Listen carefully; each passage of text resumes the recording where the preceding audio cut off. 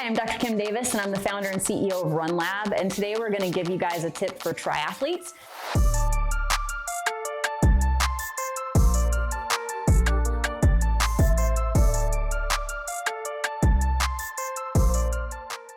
So I've done triathlon for a number of years. That's actually why I got into running, done a bunch of Ironmans, done triathlon for probably 15 or 20 years at this point.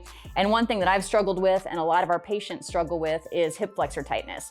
And that can limit you in triathlon because what it does when you're tight in the front of your body is it's very difficult to get up off the bike and actually put together a decent run. It can lead to injury as well, but it's hard to avoid because we spend so much time sitting and sleeping on our sides and driving and this time in flexion during our daily routine.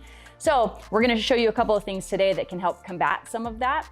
One of the things we like to use in the clinic are foam rollers because that will help, almost like a massage therapist, getting into the muscle tissue and releasing some of that tension. You can do that at home with a foam roller. So go ahead and demonstrate how you would work on the hip flexor. And you also have a quad muscle that crosses the hip. So getting the quads is an important piece of opening up your hips.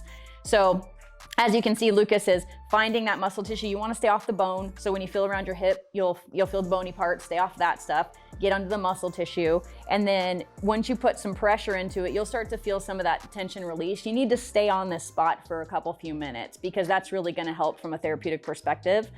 So you'll work your way from the top of the muscle all the way down to the insertion point. So you've got these quad muscles that go all the way down to the knee. So stay off the bone down here too, but work your way all the way from top to bottom, okay? So that's one way to get at that tissue. And then another way is a deep runner's lunge type of stretch. So it's important when you do this stretch, one, that you hold it for 4 or 5 minutes, because if you don't hold a stretch that long, you're not gonna get any long-term therapeutic benefit. It's a huge mistake that people make when they stretch. They just don't hold it long enough. So hold this position for 4 or 5 minutes, but you'll see the important thing to note is that he's really got his leg extended back behind his body. So when you're doing a lunge for strength, a lot of times your femur is directly in line with your hip. With this, you want it behind you to get that stretch. And then if you need a little deeper stretch, you can drop it off the back of a chair or a bed or a box or something to get a little deeper into that hip.